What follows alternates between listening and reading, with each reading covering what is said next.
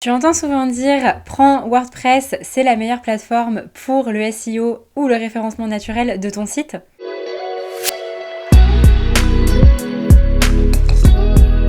Hello et bienvenue dans cette nouvelle vidéo, je suis Charlène, la créatrice de Template Market, une boutique de templates de site Showit pour permettre aux prestataires de services et aux freelances de créer leur site internet sans technique ni tracas, même s'ils n'y connaissent rien.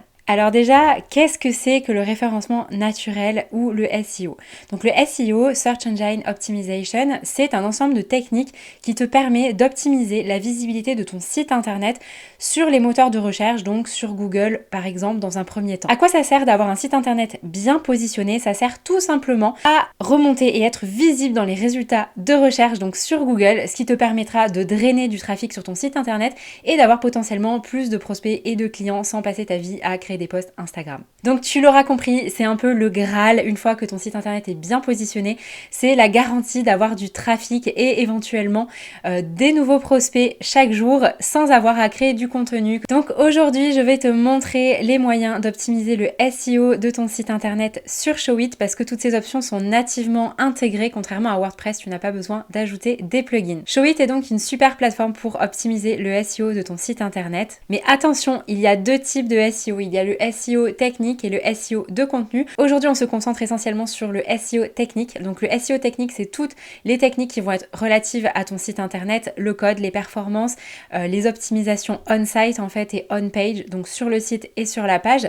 Et après, on a le SEO de contenu qui est axé sur le contenu rédactionnel de ton site internet, donc ce que tu vas écrire dans les pages de ton site.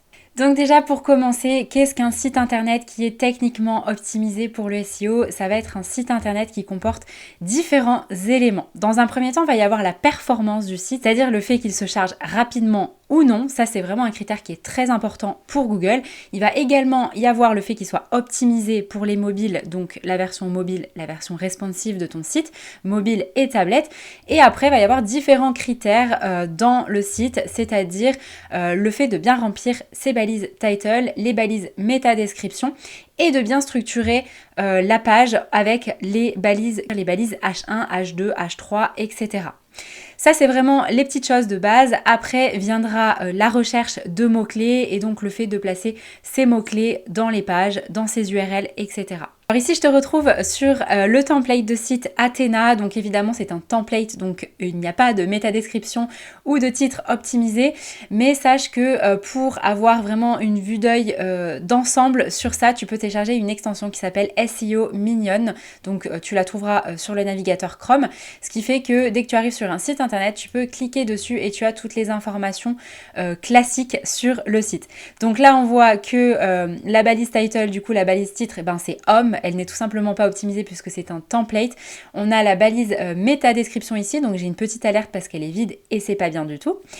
Et ensuite, j'ai la structure en fait de la page, donc avec les différentes balises. La balise H1 qui est la balise principale de la page, là où tu vas placer ton mot-clé principal sur chaque page. Et après, on descend crescendo avec les balises H2, H3, etc. Ça, c'est vraiment les critères techniques de base qui sont importants sur ton site internet et je vais te montrer comment tu vas pouvoir faire ça tout simplement sur Showit. Tu vas voir, ce sont des options qui sont nativement intégrées, c'est-à-dire qu'il n'y a pas du tout besoin de plugin. Je te retrouve sur l'interface Showit. Là, je suis sur la page d'accueil du template Athena. Donc, dans un premier temps, je vais te montrer les options classiques de chaque page, c'est-à-dire les meta-titles, description, etc. Donc là, si je clique sur le titre de ma page, j'ai un petit menu Add SEO Settings qui apparaît et en fait il te suffit de cliquer ici pour pouvoir changer ta balise meta title, ta balise méta description et ajouter une petite image de partage qui apparaîtra quand tu partageras ton URL sur Facebook Messenger, sur WhatsApp ou à tout autre endroit. Et ça du coup sur chaque page, donc c'est important de bien penser à remplir cela sur chaque page. Ensuite vient le balisage de tes textes. Donc quand je clique sur un texte, tu as différentes options qui apparaissent sur le côté. Donc là, on va s'intéresser à Text Properties et c'est ici que tu vas pouvoir choisir le tag de ton texte. Donc là, il est en H2, mais tu vas également pouvoir le mettre en H1.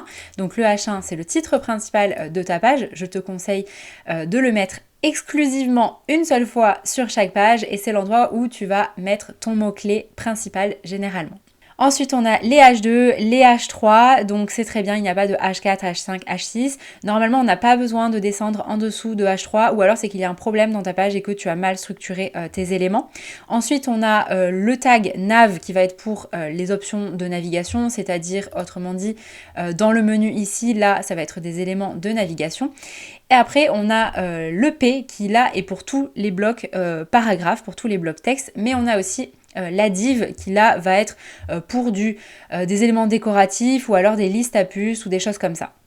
Donc pour te montrer à quoi ressemble la meta title et la meta description, en fait c'est tout simplement ça dans les moteurs de recherche quand tu cherches ton site par exemple, et ben tu vas avoir la meta title ici et la meta description qui va s'afficher, donc c'est vraiment important de l'optimiser pour avoir une chance de remonter sur Google. Ici tu vas avoir les liens site links, mais ça ce n'est pas du tout toi qui le contrôle, c'est Google qui met en avant ces fameux liens. Et ensuite on a la balise alt à remplir sur toutes tes images en fait, sur toutes les images que tu vas placer sur chaque page. Donc moi ce que je fais en général quand je travaille pour des sites internet pour des clients, c'est que je renomme déjà mon image avec un mot-clé et une petite description de l'image. Il faut que ce soit en rapport mais que ce soit optimisé tout de même afin de te donner une chance de pouvoir référencer ton image. Et du coup ça apparaît directement dans le SEO title ici, donc là c'est le titre vraiment de l'image, et la description ça va être la balise alt de ton image, donc à remplir en guise de balise alternative. Ensuite, ce qui va être important pour ton site internet, comme je te le disais au début, ce sont les performances de ton site. Donc les performances, ça va être la rapidité, le temps que ton site met à s'afficher, mais également le fait qu'il soit optimisé ou non pour les mobiles. Donc là, je te retrouve sur mon autre site internet du studio. Donc on fait un petit test sur PageSpeed Inside, qui est l'outil natif de Google et qui te permet de tester les performances de ton site. Donc on voit que sans avoir fait d'optimisation en particulier, j'ai simplement fait les optimisations classiques de base sur un site internet, c'est-à-dire compresser ces images, les retailler, etc. Et ben j'arrive à une performance de 96 sur 100, ce qui est plutôt pas mal. Enfin, ce qui est plutôt très bien même, et ce qui fait que mon site est assez rapide et du coup il s'affiche en 1 seconde comme on peut le voir ici. Et tout cela sans avoir fait d'optimisation en particulier technique, ce qui veut dire que Showit est hébergé également sur un serveur de très bonne qualité puisque c'est hébergé chez WP Engine qui est réputé dans le domaine WordPress et qui est un serveur plutôt performant. Ce qu'il faut savoir, c'est que Showit est également intégré à WordPress, donc ce qui te permet de bénéficier de la puissance du blogging via WordPress. Donc tu auras une interface WordPress uniquement pour rentrer tes articles, donc tu n'auras pas besoin de faire de design ou quoi que ce soit via WordPress. Et du coup, par contre, il faudra utiliser un plugin tiers type Yoast SEO pour prendre soin de bien ajouter les meta titles sur tes articles ainsi que les méta descriptions et les balises alternatives du coup des images que tu mettras sur ta partie WordPress se définira sur WordPress. Et ensuite, ce que je te conseille de faire, petit conseil bonus, dès que tu as fini la création de ton site internet, fais bien attention à récupérer les adresses sitemap de ta partie Showit et de ta partie WordPress. Le sitemap, c'est tout simplement le plan de site, et d'aller te créer un compte sur Google Search Console, ce qui te permettra de soumettre ta sitemap au moteur de recherche pour booster un petit peu le fait que les robots de Google passent sur ta page et du coup détectent tes pages, les pages de ton site internet. Ça te permet tout simplement d'indexer plus rapidement les pages de ton site sur Google. J'espère que cette vidéo t'a plu et t'a permis d'y voir plus clair sur l'optimisation SEO sur un site Showit. Sache que dans la formation Showit qui est incluse avec les templates, tu retrouveras une masterclass d'une experte qui est coach SEO et qui explique vraiment comment générer des clients grâce à son blog, et on a aussi des vidéos par rapport à l'optimisation technique sur Showit, mais également la recherche de mots-clés, etc. pour te permettre d'avoir un site internet qui te génère des clients.